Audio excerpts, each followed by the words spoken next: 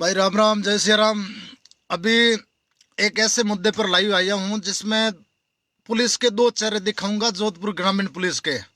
एक तो लोहावट की पुलिस जिस पे आपको प्राउड होगा, और दूसरा बिलड़ा पुलिस जो एकदम ठेके प्रथा पे चल रही है, उसका असली चेहरा बताऊंगा। एक भाई, ये अभी जो मामला चल रहा है कि मथुरदास माथुर के अंदर लोहावट पुलिस किसी एक अनूपगढ़ से किसी बंदे को लेकर आई थी। उस मामले को लेकर उसकी मौत हो गई किसी मुलजिम की, और उसकी बॉडी रोक के बैठे हैं अपने मथुरदास माथुर अस्पताल में। तो उसका असली कहानी बताऊंगा तो आप खुद हैरान हो जाओगे। एक तरफ तो हम हमेशा कहते हैं कि भाई बहन बेटियों को ले जाने वाले को फांसी पे चढ़ा देना चाहिए, एनकाउंटर कर देना चाहिए पुलिस को। और जब पुलिस ऐसा करती है तब हमारे ही लोग पीछे पड़ जाते हैं। उसकी असली वजह बताऊंगा, और दूसरी बिलेड़ा पुलिस का चेहरा बताऊंगा जिससे कर रही है।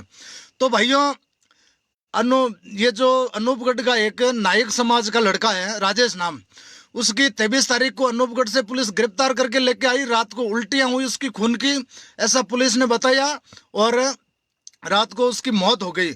उसके बाद में शास्त्री नगर थाने के अंदर रिपोर्ट दी एसएचओ ने, और विभागीय जांच की मांग की गई। अब इसके पीछे असल कहानी क्या वो मैं बताता हूं भाइयों।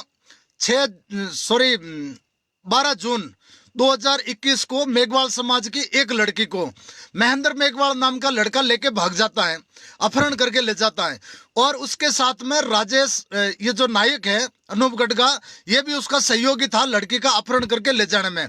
परिवार वाले, लड़की के परिवार वाले थाने में गए, मुकदमा दायर करवाया।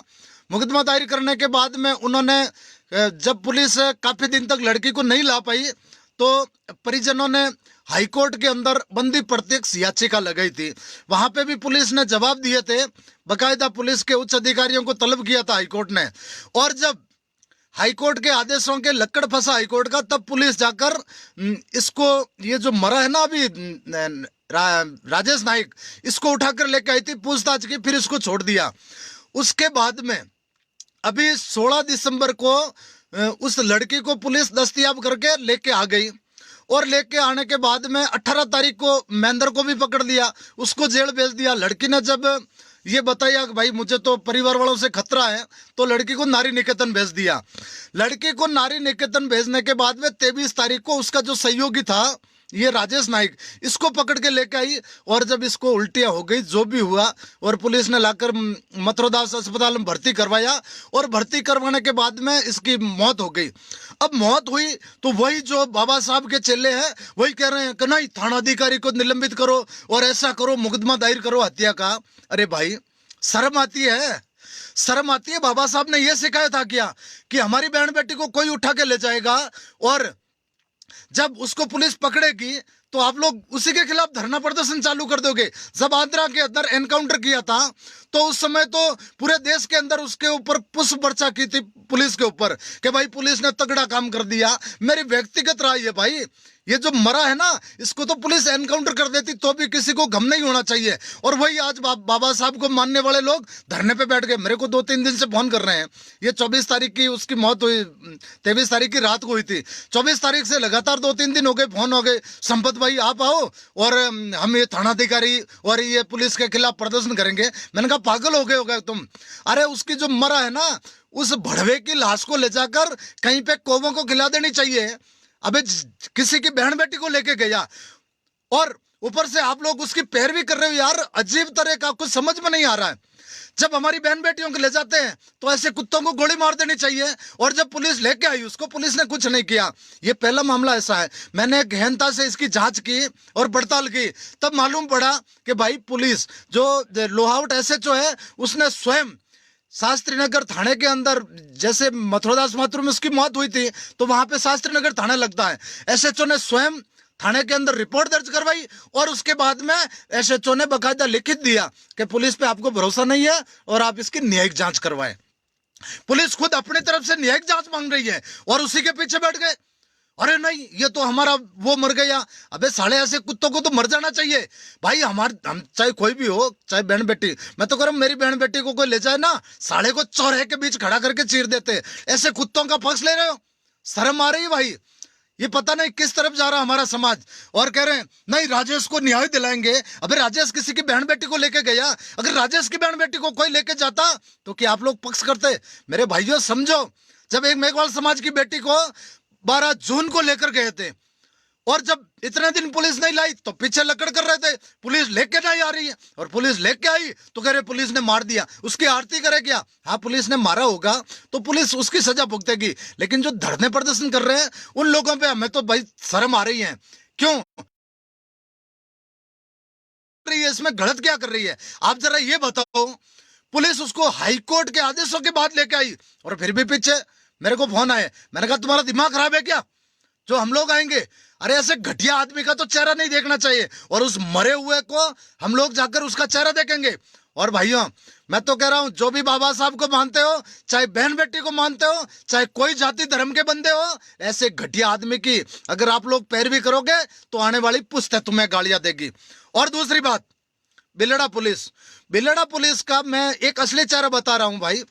12 ये जो पिछली 13 तारीख गई थी, 13 दिसंबर की रात को यहाँ पे एक हमारे कोई जैसे चैनाराम जी जांगू है भाभी के, वो अपने स्कॉर्पियो लेके आ रहे थे। तो यहाँ का जो बिजासनी ग्राम पंचायत का सरपंच है उसने एक जो जैसे ये जल जीवन योजना चल रही है, जल मिशन योजना अभी गांवों के अंदर हर घर पानी वाली, तो इसके तहत गांव का कोई इश्यू था तो वहां पे एक नेमाराम चौधरी ने विरोध कर दिया उस काम का कि भाई ऐसा नहीं होना चाहिए, हम गांव वाले बैठ के कमेटी बनाएंगे। कमेटी कैसे बनाई? आज हम गए थे तो कमेटी का जो मेंबर है अशोक वाल्मीकि, उसने आके बकायदा शपथ पत्र दिया कि मेरे को जानकारी नहीं ये कमेटियां कैसे बन रही हैं। जब ऐसा मामला हुआ तो सरपंच, ये जो सरपंच तो छोड़ो, सरपंच पति है, उसने सोचा साले मेरा विरोध कर रहे हैं, उसने गलत तरीके से अपने घर की तरफ लाइन डाल दी 5 इंच की। चलो भाइयों इतना लाइव में बताना नहीं चाहिए, लेकिन जैसे गलत लाइन डाल दी, हम एक्शन साहब से, एएन साहब से, एसी साहब से, सबसे मिल गए, लेकिन उसको लगा कि मेरी ये गलत डाली हुई लाइन अगर उखाड़ दी तो मेरी इज्जत निकल जाएगी। उसने उस नेमाराम के ऊपर हमला करने वाले की योजना बना दी। लड़कों को लेकर आया, पुणे से लड़कों को लेकर आया, एक जाट को मरवाने के लिए, जाटों के छोरे को। और नेमाराम का सौभाग्य समझिए, वो अपनी गाड़ी हमेशा घर के बाहर खड़ी करते हैं, तो उस दिन भाभी से होकर आए और गाड़ी अपने पीछे खड़ी कर दी। अब वो जो रैकी कर रहे थे छोरे, उनको पता नहीं था, सेम वैसी गाड़ी S10 ये चैनाराम जी जांगू है भाभी वाले, वो लेके आ रहे थे रात को, तो 8:30 पौने 9 की बात थी, और उन लोगों ने रैकी की, गाड़ी आ रही गाड़ी के ऊपर उन्होंने हमला कर दिया। जब हमला किया तो वहां पे ग्रामीण एकत्रित हुए और पुलिस मौके पे आई। पुलिस एक जन को पकड़ के ले गई, जो सरपंच प्रतिनिधि था वो आया, उसने कहा मेरे बच्चों की कसम, फलानी टिकड़ी कसम, और हमारा कोई हाथ नहीं है। उसके बाद में जब एक दूसरे छोरे को पकड़ा जिसके घर वालों को भी पता नहीं है कि मेरा बेटा यहाँ पे एक किसी को मारने के लिए यहाँ पे सुपारी किलर बन के और इनके सरपंच प्रतिनिधि के बैकअप में आ गया है, और भाभी वाला वो जो धर्माराम ढाका, उसको जब पकड़ा, उसको पूछा, पुलिस को बुलाया, सुपुर्द किया, तब उसने पूरे राज खोल दिए। और दूसरा लड़का सोजत वाले, जब राज खोले 2 लड़कों को पकड़ा था। पुलिस इतने दिनों से इन्वेस्टिगेशन कर रही है, होटल के अंदर छोरों को रोका था, और छोरों के साथ में किस तरह रंगरेलियों के जो वीडियो पुलिस लेके आई है, पुलिस अभी तक गिरफ्तारी नहीं कर रही है। पता नहीं क्या आरती उतर रही। आईओ खुद उसकी सरपंच के घर पे जाता है, 1.5 घंटे बैठता है, और पता नहीं भाई समझ में नहीं आ रहा है पुलिस क्यों नहीं कर रही है। हम ये चाहते हैं, पूरे समाज नहीं, सर्व समाज की तरफ से मांगे, हम लोग इसका बाकायदा विरोध करेंगे। इस घटना के पीछे षड्यंत्रकर्ता कौन था? जैसे ये जो बाड़मेर के अंदर अमराराम गोदारा के साथ हुआ था, वैसा ही नेमाराम के साथ होने वाला था, लेकिन सौभाग्य समझिए कि सामने एक शेरदिल आदमी चैनाराम जांगू आ गया, उसने दोनों को दबोच भी लिया, मोटरसाइकिलें पकड़ी, मोटरसाइकिलें भी चोरी की। बात एसपी साहब तक भी पहुंच गई, जांच चल रही है, लेकिन पुलिस तो बस ठेके में है। मैंने कहा ना मस्त है। और उसके बाद में जब 21 तारीख को यहाँ का एडवोकेट पद्माराम चौधरी जो अपने घर जा रहा था, पद्माराम चौधरी की स्कॉर्पियो लेके चोर उठाई गिरे, फरार हो गए, और उसके बकायदा गले के यहाँ पे चाकू के निशान है, रिवॉल्वर तानी थी, और गाड़ी उठा के ले गए। लेकिन पुलिस टन गोपाल अभी कुछ नहीं। ये मतलब हालात हैं बिलेड़ा पुलिस के कि अभी तक 2-2 वारदातें हो गई इतनी बड़ी, और उसके बाद में पुलिस कुछ नहीं कर रही है। आज हम डिप्टी साहब के पास भी गए थे, गांव के काफी लोग भी थे, तो डिप्टी साहब ने बकायदा उनको डांट भी दी थी कि भाई जो भी है मुलजिम क्यों नहीं पकड़ रहे हो। कोई कह रहे पुणे भाग गए, तो पुणे से क्या तुम अखबार के अंदर हम सूचना दोगे कि भाई तू आजा वापिस? भाई इस दोनों घटनाओं के पीछे जो भी व्यक्ति है उसको तुरंत पुलिस पकड़ के अंदर डाले, अन्यथा हम ये नए वर्ष जैसे 2 तारीख को संडे के दिन हम लोग एक आयोजन करेंगे नव वर्ष का स्नेह मिलन। ये अपने मालकोसनी रोड जाती है बिलड़ा से, करणी माता का थान है, करणी माता थान के ऊपर हम हल्दी बाटी का प्रोग्राम करेंगे। और उस दिन अगर पुलिस 4-5 दिनों के अंदर गिरफ्तार कर लेती है तो पुलिस अधिकारियों को बुला के हम सापा पहना देंगे, अन्यथा यहां से हम सीधे थाने आएंगे और थाने के बाहर हम प्रदर्शन करेंगे, धरना होगा, प्रदर्शन होगा, लेकिन हम ऐसे चूड़ी पहन के नहीं बैठेंगे। तो भैया मेरा तो आपसे यही निवेदन था कि जो ये पुलिस जांच कर रही है, बिलेड़ा तहसीलदार के खिलाफ मैंने एक परिवाद दिया था, मैंने तो मुकदमा दिया था, लेकिन पुलिस ने परिवाद में रख दिया। बोले अभी तक हम इसकी जांच करेंगे। अरे 2 महीने 2.5 महीने होने को आए, अभी तक क्या जांच करे? तहसीलदार कोर्ट की कुर्सी पे बैठकर कह रहा है, बाकायदा वो वीडियो अब मैं वायरल कर दूंगा, कह रहा है कि ये ब्राह्मण बनिए और राजपूत ये सब मुगलों की औलाद है। तो अबे तू, तेरे को पता है क्या तहसीलदार, तू ही उस समय ये तेरे बाप दादे बेडरूम में मुगलों की बेडरूम पे ये बेडशीटें बिछा रहे थे क्या? जो तुम्हें पता है कौन किसकी औलाद है? अबे तू कौन होता है कहने वाला? हम लोग इसका मुकदमा दर्ज नहीं होगा, हाईकोर्ट भी जाऊंगा, विरोध भी करेंगे और जितना हो सका हम कलेक्टर साहब को ज्ञापन देंगे, कोर्ट खुलते ही हाईकोर्ट के अंदर रिट दायर करेंगे। उसने कहा कि ये जो चोरियां चड्डियां पहन के फिरती हैं वो मुगलों की औलाद है, नहीं सॉरी अंग्रेजों की औलाद है। अंग्रेज अपनी बीवियों को इंग्लैंड के अंदर रखते थे और उनकी जो ये औलादें हैं वो यहाँ पे रंगरेलियां मनाते थे अंग्रेज, और जो उनसे पैदा हुई वो लड़कियां आज चड्डियां पहन के फिरती हैं। और फिर कहता है कोर्ट के अंदर बैठ के जैसे सोवियत रूस के हुए थे। अबे तू कौन होता देश के टुकड़े करने वाले की बात? और पुलिस उसको भी बचा रही है। बचाओ, कितने दिन बचाओगे? आखिर बकरे की माँ कितने दिन खैर मनाएगी? तो मेरा सब भाइयों से ये निवेदन है, ये लड़ाई हम लड़ेंगे, पीछे हटने वाला नहीं है, चाहे कुछ भी अंजाम हो जाए हम लोग लड़ेंगे। जो लाइन है आज भी हमने एएन साहब को बता दिया कि जो गलत तरीके से लाइन दबी है वो उखाड़ दो, वरना आंदोलन करेंगे। और फिर आप ये मत कहना कि मैं भी जाट हूं और आप भी जाट हो, ये जातिवाद की बात ही नहीं है। हम लोग जातिवाद के चक्कर में नहीं पड़ेंगे। आप लोग एक सरकारी कर्मचारी हो और हम एक आम नागरिक हैं, और जिस बेईमानों ने ये दोनों षड्यंत्र किए उनको गिरफ्तार करके तुरंत अंदर डाल दो। हम पुलिस का सम्मान करेंगे, अन्यथा पुलिस के खिलाफ हम सड़कों पे उतरेंगे, मोर्चा निकालेंगे। और तीसरी बात, जितने भी ये भाई लोग हैं जो अभी ये जो हमने पिछले टाइम में ये लवली एनकाउंटर वाला मामला किया था, उस समय कई सारी फफूंदे थी, कूद रही थी, लवली एक गुंडा था, बदमाश था, वो था, चलो ठीक है लवली बदमाश था, लेकिन गोली मारने की परमिशन किसने दी? अभी जैसे गोली मारते राजू फौजी को गोली मारते ना, उसने 2 पुलिस वालों की मौत की, लेकिन पैरों पे गोली मारी है।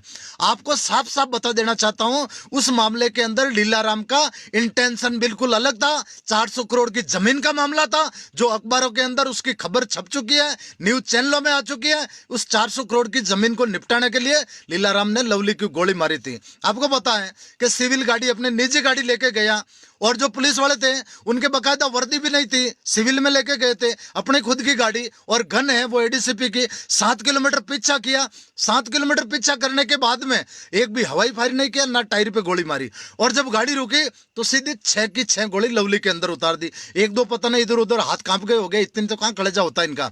और तो पूरी गोलियां उसके अंदर। गाड़ी कौन चला रहा था? दूसरा आदमी। तो उसको गोली क्यों नहीं मारी तूने? अब मामला सीबीआई में गया है, इसको नानी याद आ जाएगी जिसने भी बेईमानी की है। तो वो इंटेंशन था कि इस आदमी को जो साइड की सीट में बैठा है उसको मारना था। अगर भाई ड्राइवर को एक गोली मारते, पीछे भी 4 लोग बैठे थे, 6 लोग थे गाड़ी में, लेकिन किसी को नहीं, लवली को मारी। इसलिए हमने उस चीज का विरोध किया था, और विरोध भी इतना किया था, शेरे राजस्थान हनुमान जी बेनीवाल उस धरने में आए, उसकी वजह से न्याय मिला। सीबीआई जांच सरकार को मतलब जो बोलो करनी पड़ी, मतलब कैसे मजबूरी में करनी पड़ो, या वाल्मीकि समाज की एकता, या हनुमान बेनीवाल की भय की वजह से सीबीआई जांच करनी पड़ी। अब सीबीआई जांच की अनुशंसा राज्य सरकार ने कर दी है। अब हमारे केंद्रीय में जो बैठे हैं हनुमान जी तो ही, जो हमारे ये गप्पू बना है, उनको भी बोल देते हैं कि भाई जोधपुर का मामला तुम सीबीआई को ये मामला जल्दी से एक्सेप्ट करवाओ और इस मामले को आगे बढ़ाओ। राजस्थान सरकार ने तो अपनी कंटी निकाल दी है, सरकार पे भरोसा ही नहीं रहा। और भाई जो ये राजेश ये जो मरा है ना अभी, इसकी बॉडी पड़ी है ना, इसको मैं तो कहता हूँ चील कुओं को खिला देने चाहिए। सैल्यूट है पुलिस को। अगर पुलिस ने मार भी दिया हो ना तो भी कोई गम नहीं, ऐसे कुत्तों को मारना ही चाहिए। अरे किसी की बहन बेटी को लेके जाते हैं और आप लोग उसकी सपोर्ट कर रहे हो। मथुरा में बॉडी पड़ी है, अरे जो जा रहे हैं ना वो अपनी बहन बेटी की तरफ सुबह एक बार देख के फिर उसकी सपोर्ट करेगा, उस दिन कोई मदद करने नहीं आएगा। हद कर रहे हो भाई। हम बाबा साहब के चेले मेरे को फोन कर रहे हैं, अरे बाबा साहब को हम भी मानते हैं, लेकिन एक मेघवाल समाज की बेटी को लेके गया नाइक समाज का छोरा, इसमें समाज कहां से आ गए? वो बहन बेटी हमारी भी है, चाहे मेघवाल की हो, चाहे राजपूत की हो, चाहे जाट की हो, चाहे बिश्नोई की हो, और चाहे किसी भी वाल्मीकि समाज की हो। हम सब को मानते बहन बेटी हमारी सबकी एक होती है, और हमारे धर्म के अंदर ऐसी किसी को परमिशन नहीं है। तो भाइयों राम राम, कोई भी उस बेईमान के पीछे जाएगा वो समझूंगा अपनी बहन बेटी का गद्दार है। उसको बॉडी पड़ी है तो पड़ी रहने दो, सड़ने दो साले की, उसने काम ही ऐसे ही किया है। पुलिस जब न्यायिक जांच का लिख दिया, जांच कर ले, अब ऐसे बेईमानों को नौकरी दिलाओ। राम राम भाई। और आगे भी हम इस मुद्दे पर 2 तारीख को हमने ये मालकोसनी रोड करणी माता के थान के पास जो कार्यक्रम रखा है, आपको इनविटेशन देंगे। और चेन्नाराम जी जांगू और ये जो एडवोकेट पद्मराम जी चौधरी है, इनको न्याय दिलाना है, और जो षड्यंत्र के पीछे बेईमान है उस बेईमानों को बेनकाब करके सलाखों के पीछे पहुंचाना है। यही हमारा उद्देश्य है, यही मिशन है, और इसके लिए हम लड़ेंगे भिड़ेंगे, चाहे कुछ भी हो जाए, उन बेईमानों को छोड़ेंगे नहीं। हमने भी चूड़ी ना पहन रखी है, वक्त पड़ेगा तो हम भी लड़ेंगे। राम राम भाई।